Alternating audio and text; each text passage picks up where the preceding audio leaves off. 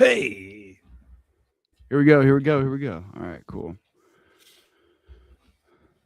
So how are we okay. feeling today? Hang in there. Live stream number 11.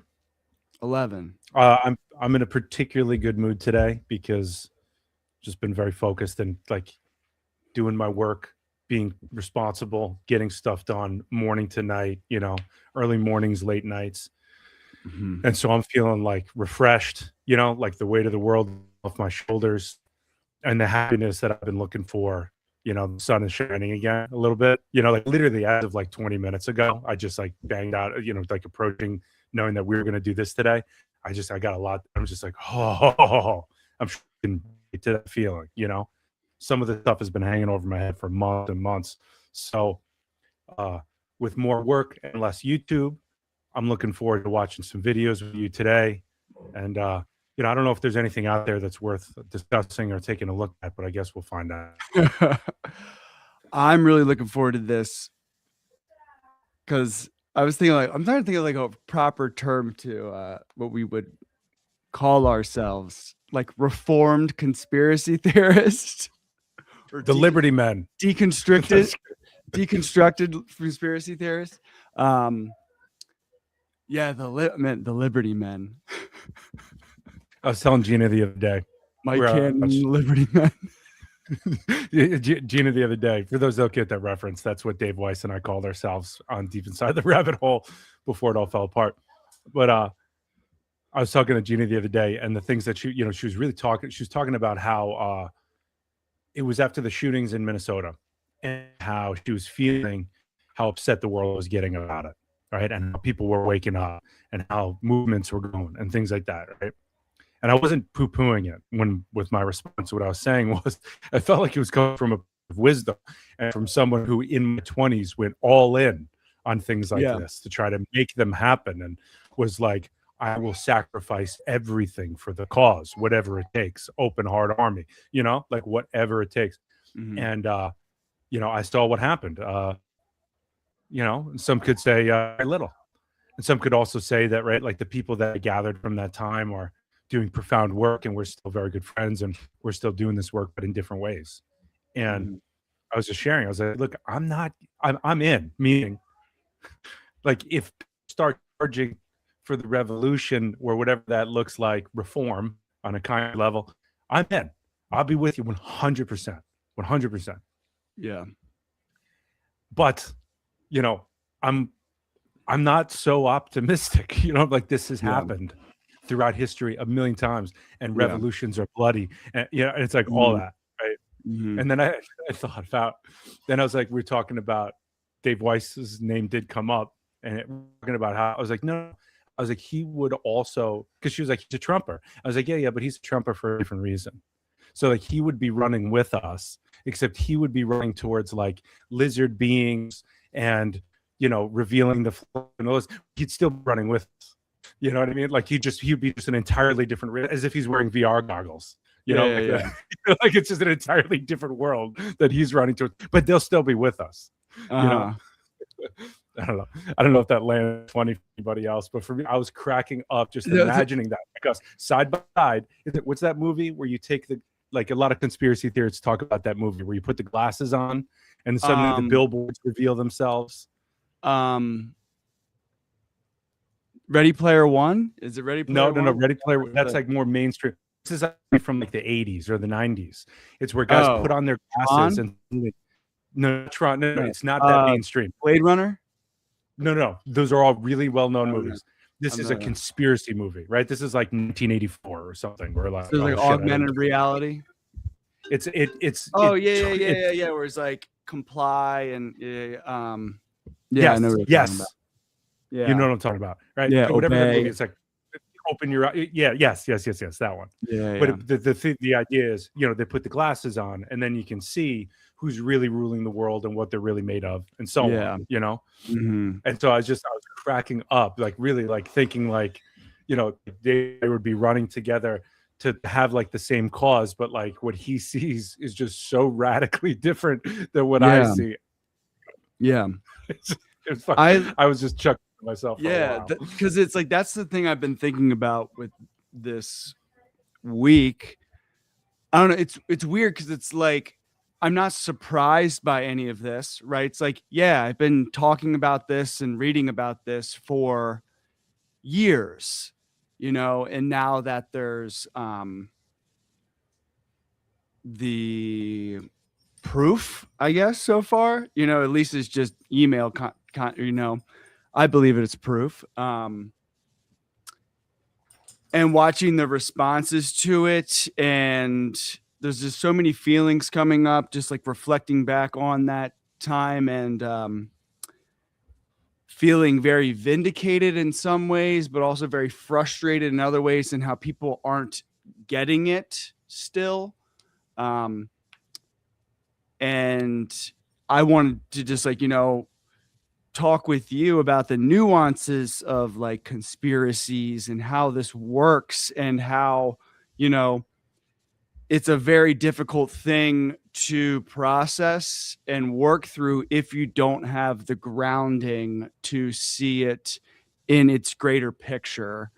And with more, I guess, more nuance. Because I find like someone like Dave, I would say he's someone who has the right feelings and the incorrect and wrong facts on things, which is, I find, to be most conspiracy people. They get kind of very taken up away with narrative, and it becomes very reactionary and not grounded in more material analysis of the world. Mm-hmm. So I've thought a lot about this, that sort of question, just appropriate to respond here, so I've thought a lot about this. And really the way I see it is entering into, let's say you're a newbie and you haven't explored any of this stuff at all. And maybe like me, you had somebody at work like Dave that introduces you to, and you gets you. For me, it was the book Genes, Giants, Monsters, and Men by a well-known archaeologist who, very smart guy, who was exploring that. And to me, I remember being in the bathrooms, Mercury Solar Systems at the solar company, and feeling like, there's no way.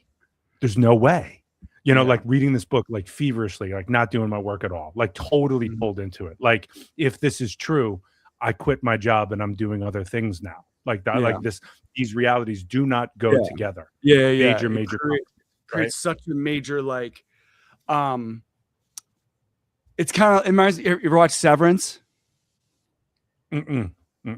So it's, the concept of the show is like they sever people's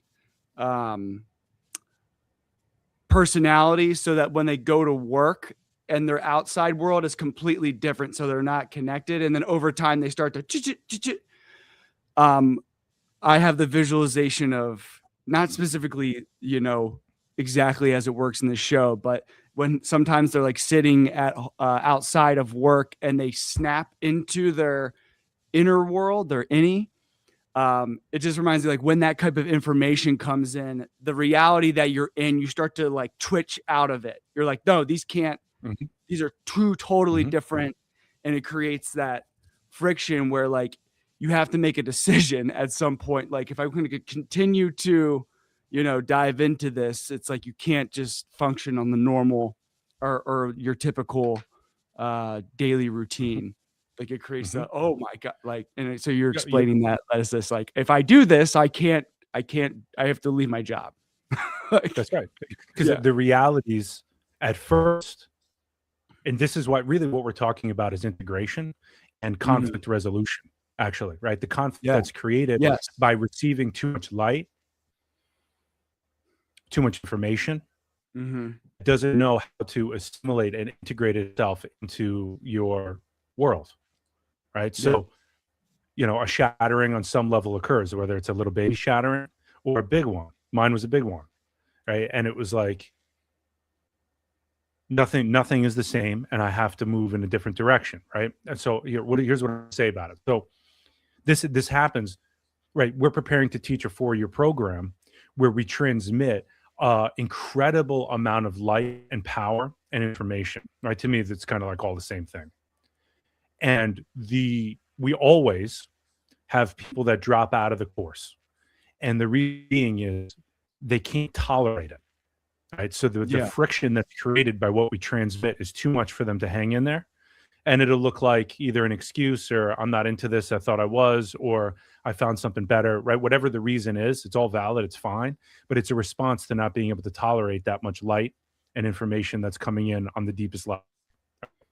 So a teacher, and this is going to be also my commentary, the opposite of what I'm about to say is what I see in the conspiracy world, where as a teacher, what I do is, we meet for many hours every week for many, many months, have 15 years of training all day long to provide a container within ourselves that can create a space through which people can engage with this information and come to their own realizations in their own time. Right? So a safe, healthy container that helps people fall apart and come back and reincarnate into their life in a more whole way that can integrate that information. When you can't, you feel crazy, uncomfortable, you want to save yourself with whatever, it's not okay, right? And you might even start to act it out. Like one of your responses might be, this is too much information, I have to tell everyone, right? It's like, but like, that's when you get the Bible thumping guy on the side of the street. That's when you get people starting Deep Inside the Rabbit Hole podcast. That's when you get, all kinds of stuff, Dave Weiss and I hanging outside strip malls with chemtrail flyers, it's all a way to cope. It's all the way to cope with the amount of information that's coming in and not knowing how to give it a healthy place, right? So what I see in the conspiracy world, people that have an incredible amount of information, whether it is true or not, it's a lot to take in or even entertain as a possibility, and it rocks everyone's world, as we're seeing with Epstein and so on. And you believe this is just the tip of the iceberg. They haven't really brought in, we want to talk about this, they haven't really brought in the satanic stuff and like really the darkest of the dark stuff that I don't even really want to talk about, but it's too brutal, they're not there yet. And already this is rocking everyone's world, even though we've been talking about this for 15, 20 years. Right?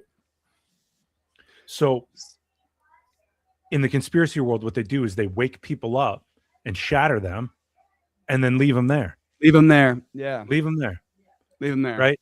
And so it's just like, it's the same mechanics and dynamics of a psychedelic trip where you're about to experience a tremendous amount of light and information by doing this trip, whether it's mushrooms, acid, whatever. And what happens is that information has to be filtered through your ego structure, wherever you're at. That means how healed you are, how well you know yourself, how well you understand the world, whether or not you have a healthy container to receive this much light. And that's why people lose their minds, and they're really fun to be around if it's a safe environment when you're tripping, because it's goofy and wild and confusing and overwhelming. It's all of that, right? And if you take too much, you're going to have to recover from it, right? Like get a lot of clients after Burning Man, like people that are really not doing well, right? These kinds of things. And it takes time to heal through it. So, we're really talking about how to skillfully and with kindness and tenderness be able to receive a certain kind of information and integrate it into our lives in a healthy way. And the thing is that a lot of people don't even know themselves well enough to be able to hold something as a possibility without taking it on, and so on, right? There's a million things we could talk about, but that's really what we're talking about here, on the most fundamental level. It's that transmission, and is my unhealed ego structure capable to receive it, or will I distort it the same way I would distort it in my late 20s, where I'd be studying a lot about Christ and Christ consciousness, and then like a handful of mushrooms, and I call my friend, I go, you know what, I forgot, but I remember now, I'm Christ. And they go, I am Christ. And I forgot, but now I remember. And then like a few hours later, I'd be like, it would start to dawn on me what just happened. As I came back into myself, I go, oh, I did it again. I want this so bad. And I'm not ready. Right. Yeah. And it's just so humble. Right. But I learned what it was like. I was meeting in myself part of me that didn't feel comfortable going slow, didn't know how to integrate, was so scared about life that I wanted to know everything and wanted to know it now, and was arrogant, cocky enough to think that I could. I didn't know what I was getting myself into. And so quite literally, I would lose my mind for a couple hours. Thankfully, I would come back. Some people don't. Right. And I'm pretty hard-headed, so I did that a lot of times until my teacher finally said, you have to stop. Please stop. You're going to get there doing this work. You have to stop. Right. And the other thing is, we could go on and on about it, but that's what I want to say about that. So I like our two perspectives on this, because it's like we see things the same way, but I think we both focus on the entry points a little bit differently. When you're talking about how like it creates this shattering, right? Conspiracy worlds comes in, it creates a shattering. It takes your standard status quo, just let's say for guys like you and I, average Bush era white American conservative type, a millennial viewpoint on the world, right? It's like we got our grandparents fought in World War II. We saved the world. Freedom, democracy. They attacked us on 9/11 because they hate us for our freedom and they want to not have the world free, right? Run with that narrative. So conspiracy worlds come in. And a major entry point, at least for me, was 9/11 conspiracies, which is a huge umbrella, because just because there's a lot of conspiracy theories that are bullshit doesn't mean there's nothing of nefarious, that was shady, conspiratorial, that occurred during the whole event, right? Whether that's beforehand, whether that's in the aftermath of managing the crisis, right? There's so many things that can happen that can create confusion, and conspiracy peddlers who do not have any sort of integrity, right? They inject this in, it creates a shattering. And then they use that shattering. I'm not sure everyone is aware of this, but like someone like Alex Jones uses that shattering to create an audience, to create a stream flow of money, and then sell supplements and make millions of dollars, right? So it's like a whole like multi-level marketing scheme where it never ends. It's kind of like the same thing with like self-help people, where it's like there's just the next level and the next level and the next level. It's like you have to keep coming back, right, to get more and more and more and more. Because if you don't, there's no integration process. So it's like, all right, well, you brought me to this point. I can't go back, right? So it's either I got to keep going with you, or I got to like admit that was a dumbass and start to think that, or start to not believe any of it anymore and just try to go back to, the Matrix. Yep. And listen, there's a kinder way to look at it, right? Instead of I'm a dumbass, right? And I know that's not really what you mean, right? Yeah, But it's like being hyperbolic. there's a way to say, yeah.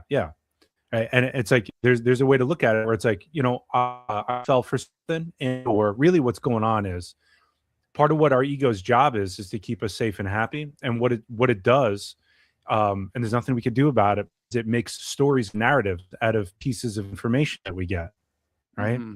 And so this is what conspiracy theorists fall for. Right. And so because they make story narratives that are really seductive and interesting and totally believable. Yes. Right. And we need to know that this is what we do without falling for it hook, line, and sinker. Right. And so that's a moment, that's an invitation for awakening about the way reality is built, about the way that we're built for humans and how we take care of ourselves. Now, the problem is, when there's no integration in the way that you're talking about with the Alex Jones and so on, it gives no safe place for this information to land, right? So just like the self-improvement model, right, the self-help stuff, the reason why it goes on and on and on and becomes a bit of an addiction is because the healing that needs to take place is never actually taking place, right? Self-help comes from a feeling of I'm not good enough and I need to be better, right? Which is really the illness of the Western world now, probably globally. But it's like, it's about shame that's driving the world, right? Yeah. And if the shame isn't healed, we're going to be, in Buddhism, they call it being hungry ghosts. We're going to keep trying to eat these self-help meals to feel whole, to feel better, but it doesn't have a place to land because the shame blocks it. There's no real self. The person doesn't have a real enough self for the information to land and integrate into something. So it becomes this hungry ghost thing where I need more, I need more, I need more to feel better. And it never resolves the main issue, which truly is childhood wounded. Someone making us feel like we're not good enough and I'm wrong and so on, and unsafe, right? And so where there's no safe place to land, we're going to get caught in self-help forever. It's like the pursuit of happiness. When do we actually get to be happy? Right? Well, when we start to include how sad we are. But that's not included in my pursuit of my idea of happiness is only happy only. Okay, good luck. How's that going? How's that going for you? Right? At the point we have to sit down and happiness has to include sadness, has to include all this, right? Just like our reality does do include these larger realities that conspiracy touches on and metaphysics touches on, but we need to go carefully. We need to actually integrate it and understand what our relationship to the stuff is, why we're exploring it. Right? At one point, one of my teachers said, "I will teach you about angels and fairies and all of these other things, but Tim, first you have to heal how unsafe you feel, and how you want to know all of these things so that you feel better, so that you're not using these realms to save yourself, but instead, maybe because it makes you happy, maybe because it's a part of how you're built." And maybe you do have some work to do with these realms or so on, right? But this is, I'm using these things because that's my life, right? But other people, it's the same mechanics with anything that we're doing. Am I using this? Am I using my friend to feel? Am I using my wife to feel whole, right? Or am I choosing to love this person because I already feel whole and this is a good partnership and they make me happy, right? Is it subject object or is it subject subject? I and thou, right? And this goes along with all of life. And this is a major tenet in our, right? Can it be both?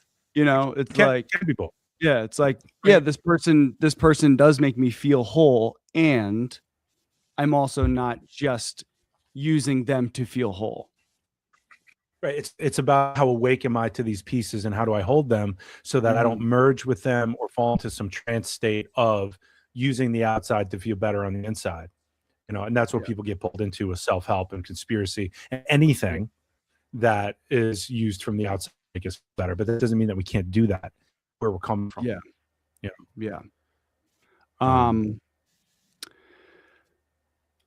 I guess it made a big thing, pivoting a little bit, but what I've been really thinking about and something that creates deep internal conflict and frustration within myself. I guess it's a little bit narrative judgment on I should have been louder. I knew it, right? So for me, the conspiracy world really kind of popped for me 2014 to like 2016.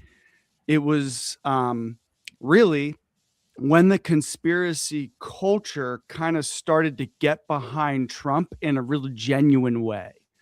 Right. Because I remember at first when Trump came onto the scene, at least in terms of the 2016 Republican primary, I even remember when he was like dog walking all the Republican politicians on stage and just like insulting them to their face and I remember being like, hell yeah, at first, because I was like, screw them all. I'm like, not like I like Trump, but it was like as a 24-year-old kid, it was like who was very cynical about the whole thing at the time. Kind of like the system sucks, right? So screw them all. I even remember getting like a cathartic release from that, right? So this is where my empathy and compassion comes in of like, I understand how people got pulled in, right? But then the whole narrative around he's going to be the one that's going to, get rid of the deep state and, I'm like, but he is one of like from the get-go. I'm like, what are you guys talking about? Like, and like, I knew he was a shitty person and like his business practices of like just not paying contractors and the whole, like my dad's from New York. So like, I knew all about like the reputation that Trump has. So when the conspiracy culture started to get behind him in that way, that was when I was like, there's something fishy. I'm like, this don't feel right. It wasn't like it didn't make me jump to like, oh, Hillary Clinton, Joe Biden, like you have to like support all that. But it just like I'm like, this is not right. And to watch that initial instinctual feeling turn out to be completely true. And also with these latest Epstein files that like the conspiracy culture was purposely put behind him by Steve Bannon, by Epstein, in terms of 4chan, QAnon. Like Ghislaine Maxwell was a power moderator on Reddit on one of the, like, to now see that, like, oh, it was actually a manufactured thing to put conspiracy culture behind him as a way to confuse from, like, Pizzagate was a way to confuse, to make people, anyone who talks about the child, sexual abuse is a crazy conspiracy theorist. So, like, the conspiracy was the conspiracy. And having that all come together and have, like, proof in email that this was coordinated was like, man, like, my initial instinct was correct. I felt something about it immediately. And that's what really took me out of the conspiracy only thinking, and started my integration process. Did you see the Ben Swan reports on this at all? 10 years ago, Ben Swan. I remember that guy. He 10 years ago he did a report on a major news network, right? So he couldn't say everything that he wanted to, but he did an amazing job nailing Pizzagate and just putting pieces together. And because of that, he was fired. His reputation was ruined, and he was just like, everything was just, he was just, you know what happens when you speak the truth like that, right? So his whole career was destroyed. And he just released 10 years later, just a couple of days ago, he just released an update to thing that he did 10 years ago. And he's like, 10 years ago, you didn't believe me, and my life was ruined because of this. He's like, now look, and he breaks it all down. If we have time today, maybe we can bring that in. It's like, it felt, because for the show yesterday or the day before, you talked about, and texting me, feeling vindicated, right? And it's just another great, it's like, yes, man, yes. Like, I felt for him. I'm so proud of him. Felt good for him. And at the same time, I'm feeling, okay, now what? And now what? Okay, great. So great. Yeah. It's more so it's like vindication and then followed by disappointment that, like, this is still the situation, right? And this is still the reality. And yeah. I am definitely in a place of feeling more defeated than ever, even with all these. I listen to that not as something that I want to believe, right? But it's more of a feeling of like tiredness, just getting worn out by this. And I listen to that, right? Because I can't be the only one.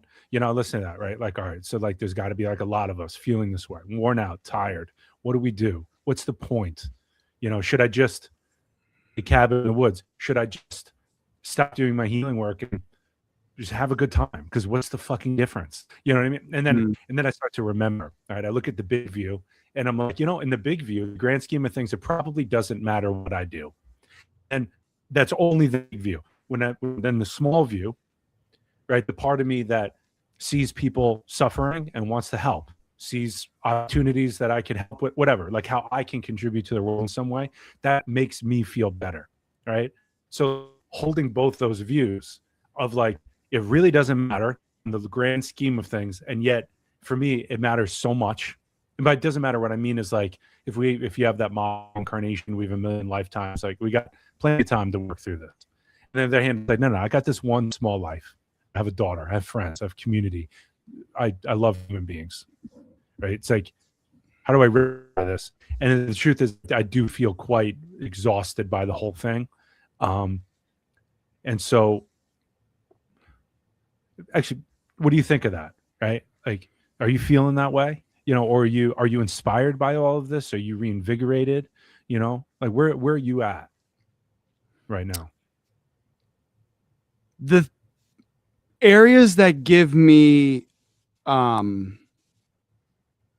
would say, optimism. And Gina, thank you for the suggestion on saying child survivor so I don't get censored.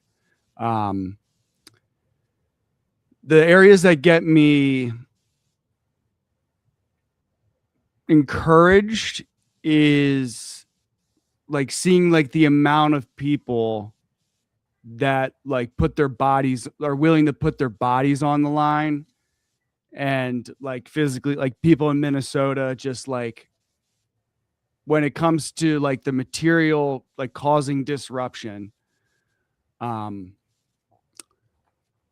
that gives me hope in terms of like seeing people resist ICE and kind of being like a very strong response of like, nah, this is not okay. Even like the NRA coming out around the last shooting and saying they want an investigation. Even to that, I'm like, okay. Not that I'm like, yeah, an NRA, but in terms of the energetic response of that moment, that gets me encouraged that like, okay, not everyone is just like, yeah, it's cool if they just like execute citizens if they feel scared, right? I think I that's feel that's what genius people do. Some yeah. you know, you're off. I feel another area of encouragement that I feel is Zohran Mamdani, not in terms of like, oh, I believe that electoral politics is going to save us, but that Zohran is doing politics, you know, at least in the contemporary sense of how you see it, in a different way, where he's already passed like universal childcare. He just created a program where people are able to file their taxes for free without having to go through a for-profit company and spend $200, $300 just to do your taxes. Not that like, I'm like, oh, this is going to save the world. But the fact that someone of his fame level within politics and in a place like New York City, the biggest city in the world, he is creating a opening for people to like see things can be different. I'm not saying we just need the right politicians and it's going to change everything, but to even create a sliver of opening, of creating imagination in people's minds, of seeing like it doesn't have to be this way. Like we can do things differently to make like it's okay to alleviate unnecessary suffering, right? And we can work together to do that, right? It's not utopian to say so, you know. Those are things that give me hope. In terms of the files and everything like that, I do kind of feel very tired because we've been in it for so long, and I just kind of feel angry. I'm angry at the people who thought Trump was the guy that was going to take these people down, and not using any modicum of critical reasoning. You could see that Trump was directly involved with this guy from the, you know, as soon as Epstein became a mainstream thing, you could use any modicum of critical reasoning and see that this guy was part of it. And so that just makes me like, so vindication that quickly fades away into just anger and disappointment. And you know, this whole thing still feels like we're in a race to some finish line. You know, because I think as I'm listening to you, you know, it's good to feel that energy of people standing up and thing. And then I think Iran, you know, 30,000 people mowed down. Right. And then I remember that we're held by a different constitution and so on. And that means something. Right. And then I feel that racing thing again, because I do know, and I won't share from who, even though it's not hard to just assume that this is happening, but there are lists of names that I know people are going through right now of people that film ICE, for example, through facial recognition and Palantir and otherwise. You know, there are databases, and I'm not going to say anything more than that, but I know for a fact. Oh, there are, absolutely. And, you know, and that's scary, right? And that's where I feel the race against time, against whatever it is that we're racing against, you know, because it's like, you know, it feels to me like there are these structures being put in place behind the scenes to continually close down, you know, information flow and any capacity to resist, you know, just by causing enough problems in people's lives, right? Even just by arresting like Don Lemon, right? Just, you know, like they're not going to get away with anything, but keeping him in jail overnight, these kinds of, you know, it's enough to disrupt enough people's lives. And I think I might be giving them too much credit, but I do think that I would imagine that elites do know that there's a tipping point here in terms of like what the public can take. You know, like Russia has reached that point right now. Like they're in the middle of their economic collapse. You know, it goes slow for a really long time and then all at once, right? So I believe we're watching the fall of the Russian Empire, and the people are getting very fed up, right? And that's a part of why Ukraine started committing so-called war crimes and started going on infrastructure, because it's time to get people upset enough to do something, right? But Russia was at one point a place of free speech. That was my understanding, at least, right? We talked about this before, and they turned into what they are now, right? So it's like, it's not like this isn't possible, right? That it can't happen here, right?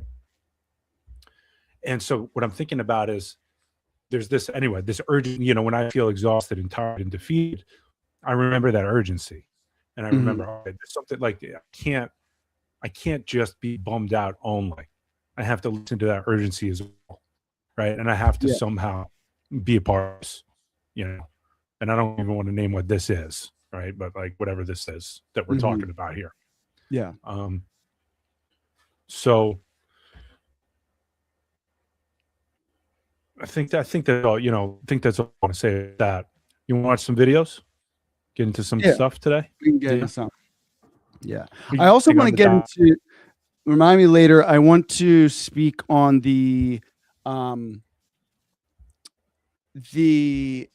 anti-Semitic element that is coming along with the conspiracy and Epstein thing, and the confusion that is almost purposely done by what I would say Zionist and the Israeli government and Mossad, where they benefit from the anti-Semitism in this very strange way, and the symbiotic relationship between that and the IRGC, the Iran's, the Islamic Republic, and how Netanyahu, Likud, Zionism, and the Iranian Guard of the Islamic Republic, they exist in this symbiotic relationship where they can't exist without each other, and how they both like want each other's existence because it validates each other's existence. And there's a lot of layers to it, and I want to take a minute to like actually like speak through it later. But you can talk about it now if you'd like. What it makes me think about is Cops and Robbers. You know, Ramdas, Richard Alpert became the spiritual leader. Ramdas used to always talk about like just the consciousness that creates the conflict between, say at the time he was talking about hippie police or something like that, right? And there's like a way to come at it where it is conflicting energy and escalation, and there's another one where you could be in relationship to each other that's a lot different. But you know, there is a way that one thing creates the other, right? When you and it matters where you're coming from and how you're relating to it. So we can talk about that a little later if you like. Yeah, I guess I could speed run it quick. So with Epstein seeming to very clearly, I'm going to say, served a role for global capital, right? He seemed to be some sort of facilitator to, in the era of extortion and blackmail, gained information from people of very powerful positions and influence in all levels of society, and used that to negotiate deals, backdoor, between government agencies, corporations, where, back channels. He was a facilitator of back channels. So very much tied in with Mossad and Israel, just because they own a lot of its capital. It's not, for me, it's not about race, religion. It's about capital and power. So there happens to be a significant portion of people that own significant capital that live within the Israeli structure and the United States and Europe and the Middle East. Like, he facilitates these things for people. He probably had more closer ties to Israel just based on like being a Jewish person, but like that doesn't mean like, you know, there's like this Jewish cabal that's, so here's the reaction I'm seeing. It's like from the Christian right who got behind Trump, they're pivoting into the Jews made them do it, right? The sneaky Jews trapped people into doing these horrific things, and not, you know, why are you someone that allows yourself to get pulled into these things and would agree to them even be in that situation in the first place?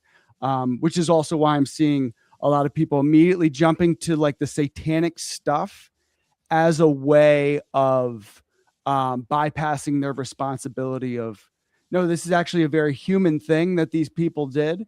And, you know, the white Christians are just as, they're human beings just like anyone else. It's not particularly the Jews. But how like Netanyahu and the current power structure of Israel benefits from this conspiratorial anti-Semitic reaction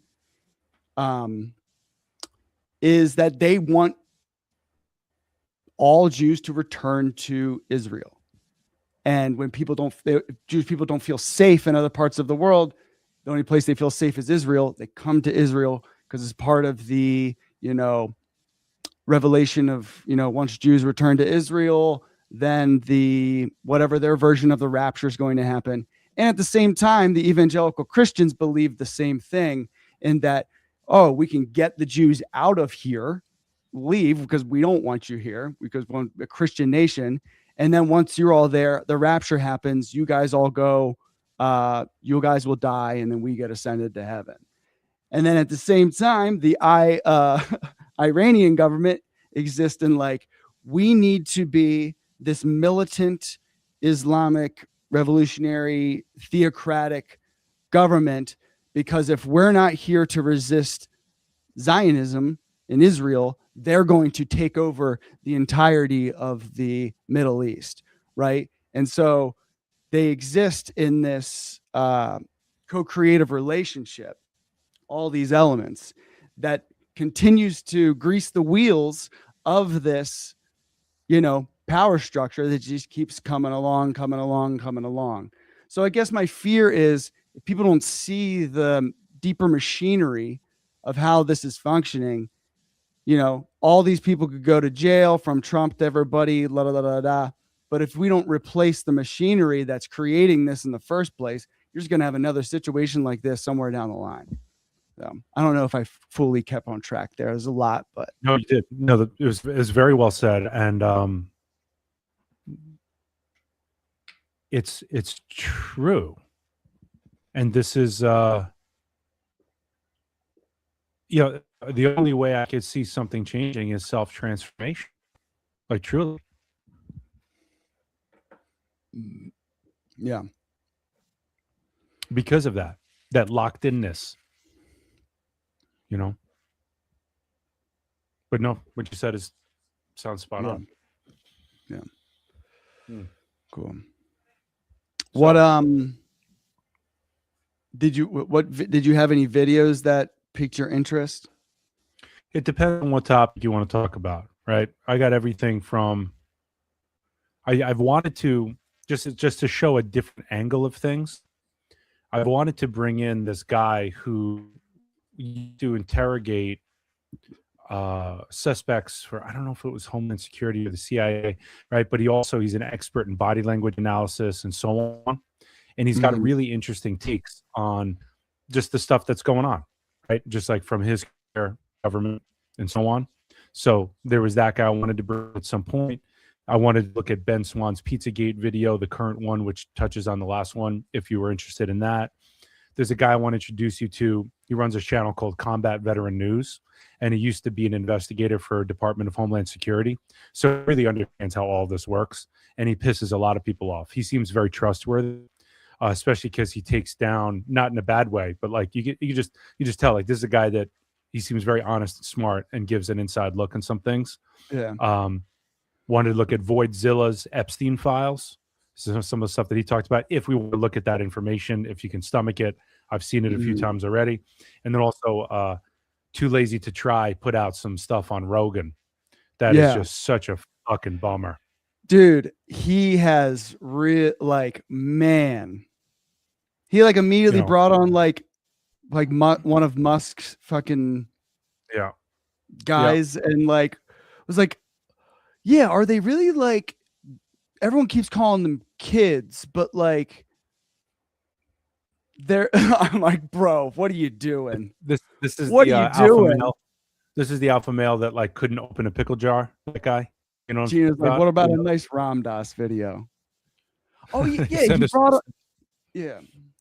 So there's that, and then So he brought on that. Those are the videos that I had in mind, just as a starting point, right? If we could look at any of those, I think you would like. Honestly, I think you would like Dr. G Explains. That's he's the body language. Let's just do his channel. Just pick one that you could, I think you'll find him interesting. I'm here. All right. And the Rogan thing sounds like a winner. So he has here. I'm gonna share the screen.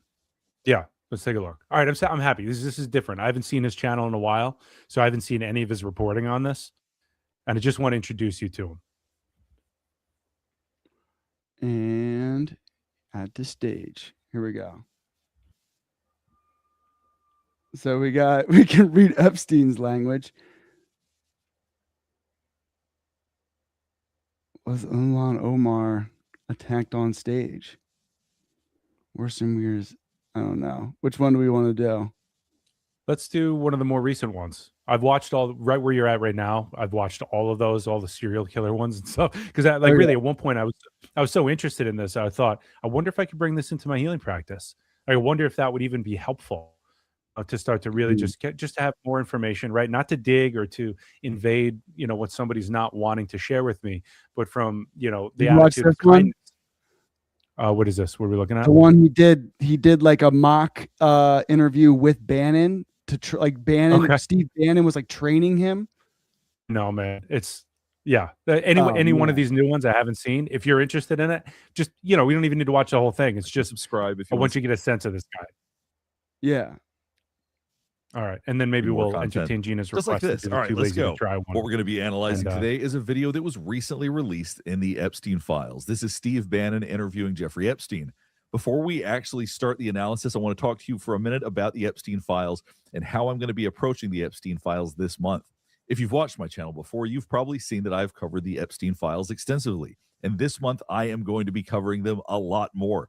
The 3 million new files that dropped, I'm going to be covering so many different aspects of these. I've got a lot of different video ideas that I'm already working on, so please stay tuned for all of those. But the DOJ is not making it easy to... Yeah, we had 3 people and then 2 people dropped out. What, in the chat? Gina's like, people are done with the Epstein files. So, yeah. But I posted on my story and I said, we are 2 reformed conspiracy guys talking about the current events, which gave inclination of like, we're going to be reflecting on the current event of conspiracy. Yeah. Get a hold of all of the files. There are 4 data sets that were released in this most recent batch. 2 of the data sets, very easy to download. The other 2 data sets are no longer available. They removed them almost immediately once they were released. You can look up individual files, but doing that for 2 million plus files is very challenging. So as far as pictures, videos, and so forth, the vast majority of those are still not available. So this may take some time, but I will be covering the Epstein files extensively this month. All right, let's just jump right in. Crisis and some companies are crashing. What's happened? And he said, there's some crisis and some companies are going bankrupt. I said, are you sure? And he said, yeah, it's all over the papers. We're all terrified. Right now, he's talking about the financial crisis in 2008. At this time, he was actually incarcerated. So we're going to watch him talk about that. We're going to look at a couple of other clips. This whole interview is actually about 2 hours long, but if I'm being frank, the majority of it's not that interesting. So we're just going to watch several clips that I do think are interesting. life savings because we have either a 401k or our pension funds. We don't know anything about money. Mr. Epstein, can you tell us like what's going on? Am I going to be able to afford my children's education? Am I going to be bankrupt like this company called Lehman Brothers? And there's another company in the front page. So right now, as he's talking about being an expert, you see a lot of excitement. You see his hands out in front of him. You see his eyebrows going up. We're seeing all the signs of body language that he wants you to listen to every word he's saying. And there's another company in the front page today called Bear Stearns. Oh no, I said.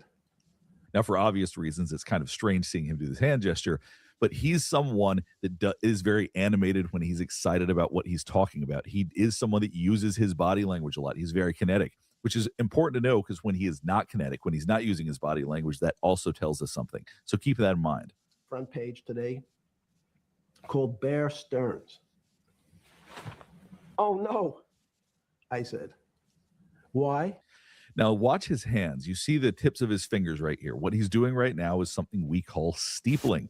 Now, when people are steepling, they want to be the smartest guy in the room. They want to be the expert. You'll see this with CEOs, with politicians. You see this with people that have positions of power. So as he's talking about being an expert, you see him with his hands in a steepled position because he wants to remind you, I'm the expert right here. Because that's the company I was a partner in. And in fact, that was a company I had a very large investment in. So, as a great story, I didn't have my Wall Street Journal, but in the early mornings, you're allowed to make 2 phone calls, collect. And when you pick up the phone. Now, one thing that you'll also possibly notice is that the man does not blink very often. One thing that's true of psychopaths, if you believe that he is one, is that they actually have a slower blink rate than your average person. This is studied. This is a fact. So it's interesting that if you pay attention to his blink rate, it's very, very slow. Getting a call from the Palm Beach County Jail, will you accept reverse charges?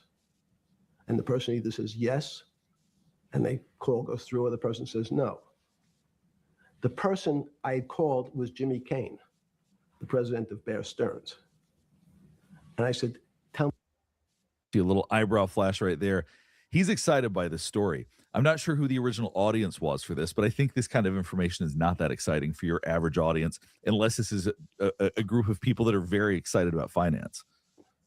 The president of Bear Stearns. And I said, tell me what's going on.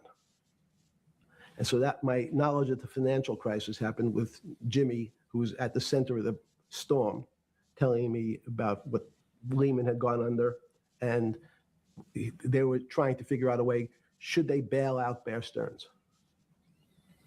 And as he's talking about this, he's actually flexing his steepling. His hands are moving back and forth. So he does. Yeah, I'm just looking at Gina's comments here. Gina's laughing because I don't know, early in my life, I discovered that I could win a staring contest on the planet. And something I've seriously considered is actually like going for like the Guinness World Records. I don't even think I've ever actually looked it up, but I do know that I cannot blink. I cannot blink for over an hour if I wanted to. That's about as far as I've ever gone before I was just like, why am I doing this? This is too hard. Right. But I could, like, if we wanted to, for the rest of the time do this, I could probably not blink if I wanted to. And it takes a lot of concentration, but I could do it. I don't know if that makes me a psychopath. I think it means I was maybe a yogi. I can't do it because my eyes get too watery. Mm-hmm. Too quick. Like you gotta work with it. Like air, any sort of like if there's any sort of breeze, it like makes like my eyes like sting.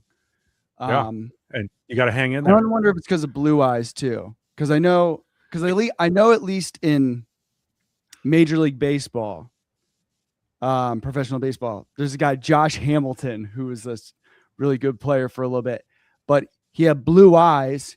During the day, his batting average was like something outrageously bad, but at nighttime he hit over 300. Because of the sunlight, he couldn't see the ball as quick. So I wonder if anything with like blue eyes and brown eyes. I might have an unfair advantage. Yeah. But I will say the burning, the water. Like I remember I did this in like 7th grade Spanish class because somebody didn't believe that I could do it. Class was 42 minutes. I did it for the whole class, and I had a puddle of tears on my desk, right? But I still just stayed there, just looking at the whole time in class. So you just got to be willing to suffer, right? Which is why I've never done it that long, because it's why would I do that? Mhm. But Gina just wanted the world to know I can. I don't know what that means about me. So what do Yeah. what do you like? How do you even study? How do they even like? I mean, I think I've asked this question. Like, this requires so much paying attention to the little things. Mhm. Well, you have to know what to look for, right? Yeah. Like mouth movements, pursing lips, having a little thing inside. Basically, the way I look at this, the way I look at body language now, as good at it is, it's the same spiritual truth that we always deal with, that you can't hide the truth. Everything is a reflection of something, right? And the entire body is one unit, right? So, this works for infants too, meaning, when I was, just trying to brush up on, how to be a good father with my infant daughter, what I discovered, which was horrifying and also really forced me to become a better person, was the recognition that no matter what, mother, father, any adult cannot hide their true emotional state from the infant. The infant knows, no matter what, no matter how good a face you put on. All right. And that kind of opened the door for me to looking at body language analysis, understanding about life, and that you can never hide the truth. And if you know how to look and you know how to listen, you can always hear the truth, although there might be layers and layers of deliberate or other kinds of obscuration or static in the way, right? But you can get there, right? That's my belief, right? Eventually, the truth always comes out, just the way it is. So I see body language analysis, a lot of it is involuntary. And this guy is very good at noticing when somebody even knows that and they're faking what looked like a voluntary movement, or they're they're trying hard not to do those involuntary movements, right? So like if I talk and my neck is a little up, I'm feeling very vulnerable and open. With my neck down, I'm protecting myself and I'm feeling closed, right? What does that mean? We don't know. It's just information, right? It's another layer of information that we can connect to other dots and just start to form a larger picture, a clearer picture of what is, right? Things like that, nose wriggling, how the mouth is faced, how quickly you blink, eyebrows, if they go up, if they go down, shifting in your chair, or how you're holding your arms or your legs, how quickly you speak, your inflection, and so on, right? I've watched so many of the interviews of Trump's mouthpiece doing what she does with Dr. G. It's fascinating. It's all horse shit. It's all, and you said, and you watch all the interviews out before the Epstein files came out, and Dr. G he nailed it all. He's like, this guy is totally full of it, right? What he guys did for like decades for the government, where there'd be a guy interviewing or interrogating a suspect, and Dr. G would be behind the glass wall observing everything and being like, just raise his eyebrows, follow up on that question. That's the line of questioning that you want to pursue. Right. And then they go pursue that line. You're like, that question just made him very uncomfortable. Note that. We'll come back to that later, And so they're just picking up on pieces of information. Right. And again, in the spirit of what we do, not making a narrative out of it, but just allowing those pieces of information to hang in there until they can be connected to something or as a possible avenue of further investigation. Right. And I think that's what, and I think we spoke about this idea numerous times. I think there is, when you're building a counter narrative to the status quo, right, of your status quo American narrative, like the one we talk about, the upbringing that we came from, because that is so ingrained and so driven into us, there is this impulse to immediately have a complete counter narrative, right? And so any piece of information that, when you're in the process of the shattering, any piece of information that comes in that is counter to the place that you shattered from, the tendency is to immediately grab that and attach to it and hold on to it and be like, oh no, this is going into my new narrative. Like, I'm gonna find a way to fit this in, right? Instead of just like, oh, this is a piece of information, I don't know where this piece fits yet. We're taking it and we're like, oh, this is replacing this piece. Boom. Right. It's like, oh, let's use an example of like vaccines. because here's some information about big pharma doing some shady things. Now it's like, all right, anything with modern medicine, I'm rejecting it. And I'm taking like, it's all trying to kill us all and profit from our sickness. And it's a very like, reductive, easy narrative. Very similar to it's very, very similar to the narrative that you're breaking from. But yeah, instead of like adding more and more and more, you're still narrow. You're still in a limited place. You're going from like looking this way to looking this way, but it's still this narrow. You're not. You're talking. Yeah, you're talking about the limitation or not having the capacity for nuance, right? So there's a black and whiteness there, right? You just go from black to white, white to black, right? And there's no room for what we have to feel, the depths of confusion and suffering that we experience to hold the nuance. And that's really what it's about. Is we suffer to not know, and it's hard to tolerate that. And it's hard to just tolerate holding all possibilities without merging them into an existing narrative or making a new narrative that denies the old one. Right? But regardless, what happens is we merge with the narrative and we don't even realize that it's a narrative because our experience of it is this is life itself. Right? So we're just like a hermit crab that leaves one shell to go to another. Right? It's just like goes into the next one, goes to the next one. And then they feel a sense of, even if it's a horrible narrative, the ego feels a sense of safety in having a narrative. Right. The hermit crab just finding a narrative. That's right. And it's extremely disruptive, but this is the human way. Right. And this is why my work went in this direction, because I actually do want to help. Right. And this is what I started to see as I healed out of my merging with my narratives. As I started to heal out of it, I started to realize, this is a part of the human condition. There's nothing we can do about this, right? This is actually what we do. The problem is we're not awake to it. When we're awake to it, we have enough distance between who we are and what life is, and this narrative that should be informing life, but isn't life itself, right? It's a closed position when merged with the narrative, and it feels safe, but it's actually extremely dangerous and destructive. I got into a Facebook conversation the other day. I start every now and then I cathartically shit post on online, and I posted one about like just after this Alex Peretti shooting, essentially saying like it's just like complete bootlicker response to be like, yeah, he deserved to get shot, or like, he shouldn't have gotten in their way. It's like, all right, so if you don't do exactly what law enforcement does, they have the right to just like execute you on the spot. But this is why I say I'm a lover, I'm a hater in between, but underneath that, I'm a lover again. And I spend a lot of time in this hater, cynical place, and I'm really good at it. Like I could be Kyle Kalinske if I wanted to, but I like just the shit to like getting right back in their face and just like getting in the mud with them. I could be so good at it, but I'm like, do I really want to do that? Is that really the most productive thing to do with my skills and my power? And sometimes I really just want to like let it out, but, so I got into this after they were like, oh, he should have, if you get out of the way or don't stand in their way, if they don't want to happen.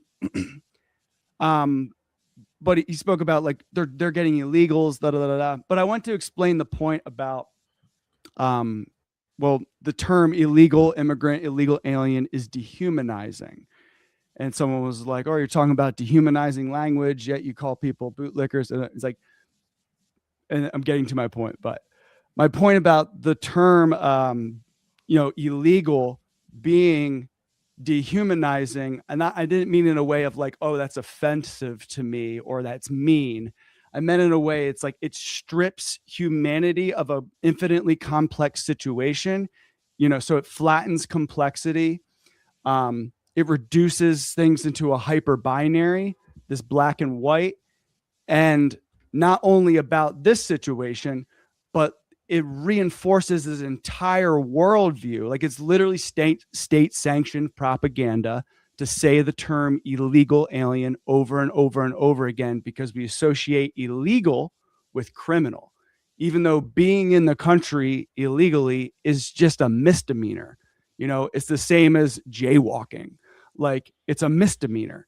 And so if you think like the punishment of a misdemeanor should be thrown in a detention center, potentially deported to another country that you're not even from, that's how the term illegal alien, it's a reinforcement of not just this situation, but just black and white thinking in general.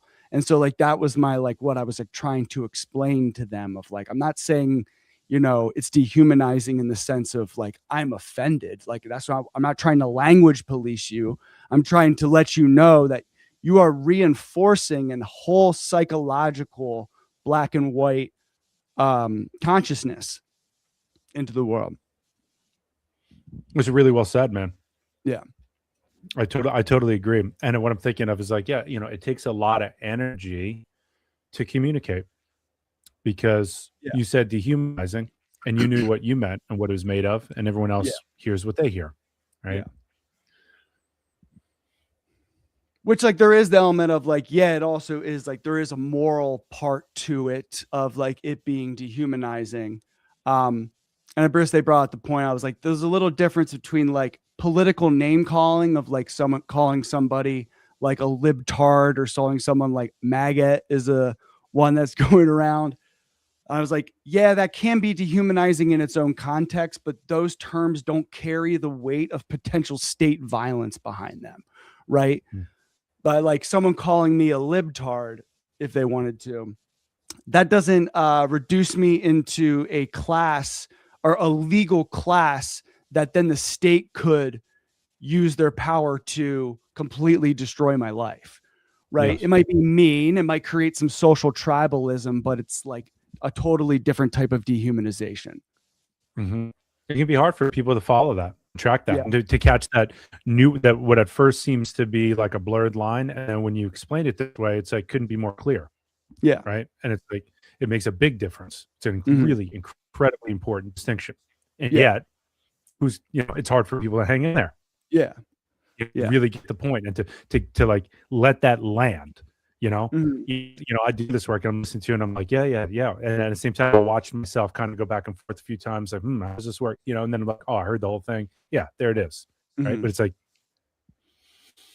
and it's all in the black and white thinking. And also it comes with identity construction and ego construction, specifically around like, like I don't get upset when someone says libtard to me, because like my identity isn't based around like being liberal, because I'm not really like, I'm much more nuanced and complex. So like my identity isn't attached to supporting this part, where like other people have their identities are attached to supporting Trump. Like it's part of their, false ego identity that they've created. So when they hear that, they feel a personal attack, right? They're not able to separate themselves from what the person is actually criticizing. But again, it's totally all in the lack of nuance, inability to hold. Right. Well, it opens up another conversation where that guy Lion Meows that I introduced you to last time, right, who's been all over the Rogan sphere and just like reveling in having been right and now having all this proof for it. One of the things that he, really harps on is just how stupid people are. Right. And I don't mean that in a hateful way or a negative sense. Like just there's a lot, and by stupid, I also mean like we were saying in the school where in the entire first year of the program, we don't teach that much. But what we do is we take away a lot of obstacles that would prevent us from teaching in the future. So we say that we do that because we don't want smarter, dumb people in the world. Yeah. We actually have to heal the structure through which you receive information. So because I won't take somebody into the school who's looking to learn new techniques to become more powerful so that they can be more effective in their work. Right. Even though you might think, well, why the hell would somebody come to the school? Right. You're not going to learn techniques and become more effective and so on. It's like, no. All that stuff is secondary and unfolds out of this willingness to transform, this willingness to become a different person, right? To know the world and yourself differently. And then the strategies and all that stuff can come from that place, right? And so if we just give information and you haven't changed, and if you're in some using consciousness, like I'm just trying to get information to fix this problem, and you haven't yet realized that there's no problem, you're just going to be having all these tools and strategies to go create more problems, thinking you're fixing something, right? Yeah. So in that territory. Cool. Let's watch a couple more minutes of Dr. G, see if there's anything interesting here. Doesn't actually look as confident as he wants to. He's not feeling as confident as he wants to as he's talking about this, possibly because he's talking about the fact that he was incarcerated at the time when he's giving this advice or when he's calling these different companies. Did it strike you at the And this is also a fake smile. I want to show you this right here. He's trying really hard to smile because that's the look he wants to give off, because sometimes we want people to see how good we feel, how happy we feel. This isn't real, though, because contempt is on one side of the face. It's the only emotion that's only on one side. I don't think that he's feeling contemptuous right now. I think this is just a bad fake smile. And because if it's a real smile, it will be equal on both sides of the face. Did it strike Stuff you at like the that, time you know?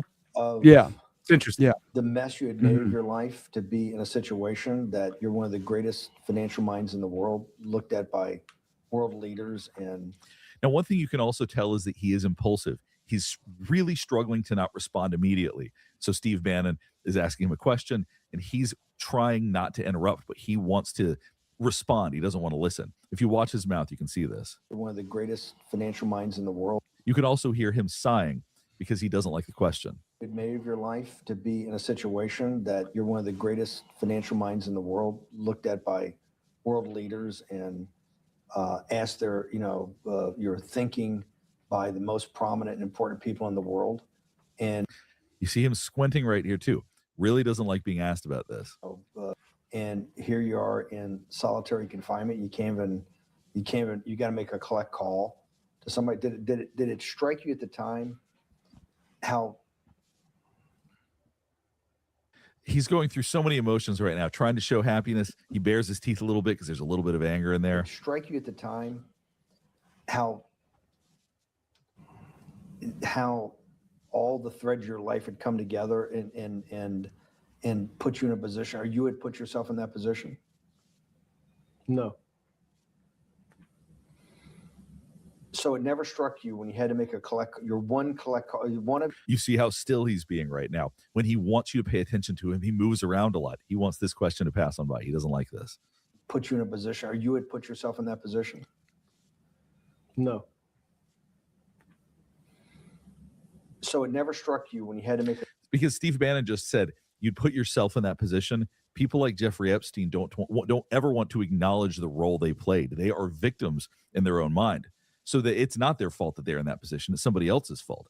This is it's not my fault that I'm here. It's somebody else. So being asked a question like that would never truly compute for somebody like Jeffrey Epstein. from a jail cell that was 6x9 with a steel bed and your food being passed in through a slot. The question you want to ask is, who was the other call to?